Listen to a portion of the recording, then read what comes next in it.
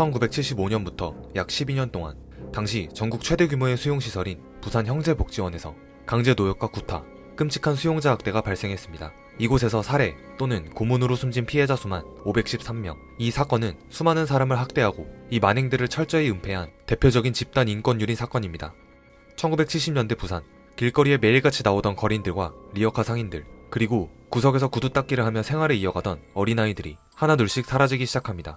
이들뿐만 아니라 술에 취해 공원 벤치에서 잠을 청하던 젊은 청년, 공부를 마치고 귀가버스를 기다리던 고등학생, 휴가를 맞아 해운대로 놀러온 서울대 학생 등 평범한 일반인들이 정체 모를 남성들에게 붙잡혀 어딘가로 납치되기 시작합니다. 창문이 가려진 트럭에 실려 어두운 새벽길을 지나 이들이 도착한 곳은 부산 사상구 주례동에 위치한 형제복지원입니다. 이곳은 본래 집 없이 떠돌아다니는 전국의 불황인들을 수용하기 위해 설립된 불황인 복지시설이었습니다. 힘들게 삶을 이어가는 거리의 불황인들을 모아 그들을 교육시키고 정상적인 사회인으로 교화시키겠다는 취지로 설립되었죠. 이후 1981년 서울올림픽 유치가 확정되자 정부에서는 중요한 국가행사를 앞두고 외신기자 및 외국인들의 미관에 방해된다는 이유로 거리의 불황자들을 치우라는 명령을 내리게 됩니다. 일종의 인간 청소였죠. 이때를 계기로 거리를 떠돌던 불황자들은 경찰의 단속 아래 빠르게 잡히기 시작했고 이들은 전국 각지에 위치한 불황자 보호시설로 들어가게 됩니다. 하지만 이 과정에서 아주 큰 문제가 발생하는데요. 사실 1970에서 80년대 시절만 해도 6.25 전쟁이 끝난 지 얼마 되지 않은 시점이었고 고도의 경제 발전을 하는 시기였기 때문에 대한민국 곳곳에는 거리를 떠도는 불황자들의 숫자가 너무 많았습니다. 넘쳐나는 불황자들을 정부가 해결할 수 없는 처지가 되자 정부는 민간복지시설과 연합하여 이 문제를 해결하려고 합니다.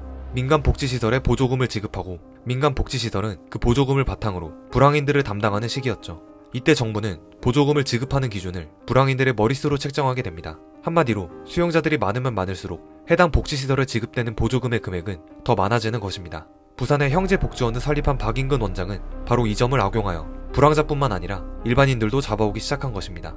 박인근 원장은 부산 거리를 혼자 돌아다니는 아이와 청년, 여성 등 신분을 막론하고 마구잡이로 납치하라는 명령을 내렸습니다. 이 때문에 형제복지원의 원생 중 실제 불황자의 비율은 30%밖에 되지 않았으며 오히려 평범한 일반인들이 절반 이상 수용되었다는 것이죠. 너무나 부당하고 황당한 일이지만 더욱 놀라운 점은 이 모든 납치 과정에 대한 지원과 은폐를 당시 부산 경찰이 도왔다는 점입니다. 불황자 복지시설에 대한 일 자체가 정부가 주도한 일이기 때문인데요. 이렇게 공권력이 뒤를 제대로 봐주고 있는 상황에서 억울하게 끌려온 원생들은 이 지옥같은 수용소에서 나갈 방법이 없었습니다. 심지어 그들 대부분은 미성년자 및 어린아이였죠. 형제복지원 주변으로는 높은 담과 철장이 쳐져 있어 마치 교도소를 연상케 했으며 이곳에 영문도 모른 채 잡혀 들어온 사람들은 입에 담을 수 없는 끔찍한 경험을 해야 했습니다.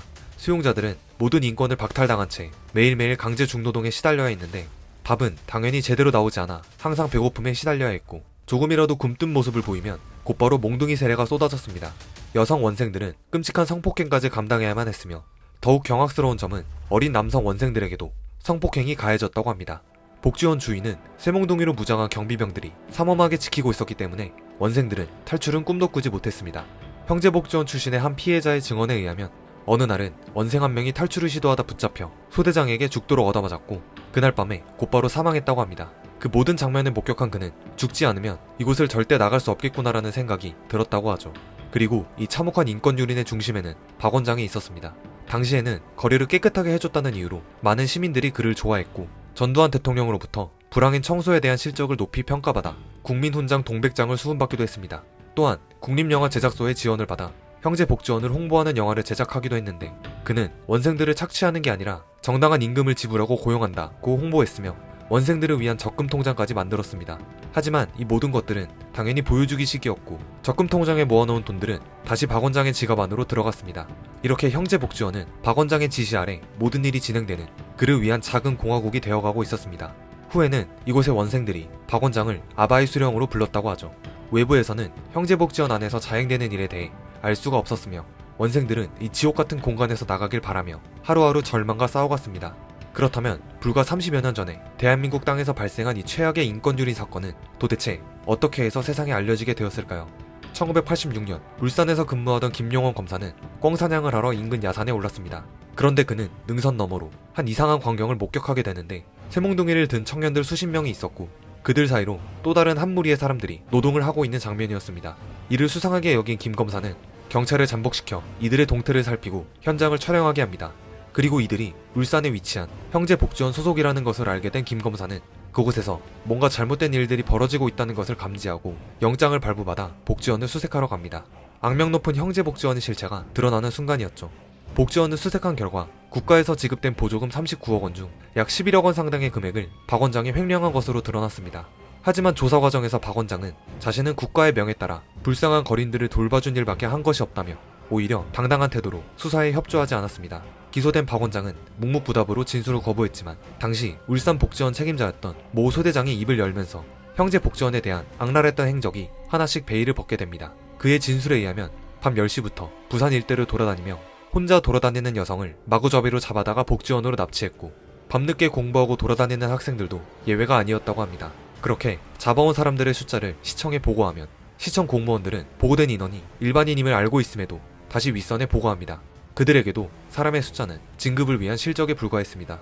당시 부산시청 공무원들 그리고 경찰들은 이 모든 일들을 알고도 묵인했습니다. 그리고 이러한 정부의 무관심과 뒤봐주기는 수사가 진행되는 동안에도 지속되었습니다. 사실 이때의 대한민국은 박종철 고문치사 사건으로 인해 민심이 동요되는 시기였습니다. 경찰이 서울대생이던 박종철을 신문하던 중 물고문으로 사망에 이르게 한 사건이죠. 때문에 정부는 더욱더 이 사건에 대해 묻어두려고 했고 수사를 담당하는 김용원 검사에게 수사를 중지하라며 거세게 압박하기 시작합니다. 정부의 한 고위 인사는 부산까지 내려와 김 검사를 독대하며 이 사건을 언론에 알리지 말라고 하기도 했으며 법원에서는 5개월 뒤에 미국 연수를 떠나는 김 검사의 일정을 알고 재판 일정을 질질 끌기도 했습니다. 특히 박 원장이 기소된 후 당시 대통령이었던 전두환은 그 사람은 좋은 사람이다. 덕분에 거리의 불황자들이 줄지 않았느냐 라고 옹호합니다. 그렇게 형제복지원 사건에 대한 수사가 흐지부지 종료되며 1988년 11월 8일 박 원장은 횡령죄만 인정되며 징역 2년 6개월을 살고 출소했으며 강금 폭행에 대한 죄목에 대해서는 무죄를 선고받습니다. 형제복지원 내에서 12년간 수용된 인원은 총 38,437명이었고 그중 사망한 숫자는 513명이었습니다. 그나마 이 숫자 또한 박 원장 본인이 진술한 숫자이고 몰래 안매장 및 유기한 시신까지 더하면 더 많은 사람들이 사망한 것으로 추정되고 있습니다. 석방된 박 원장은 형제복지지원재단으로 이름을 바꾸고 형제복지원 부지를 매각했습니다. 그리고 스포츠센터, 온천장 등을 매입해 수천억 원대의 자산가로 살다가 2016년 노원으로 사망했습니다. 형제복지원 사건의 주동자이자 책임자였던 박인금 원장이 솜방망이 처벌만 받고 세상을 떠난 것이죠.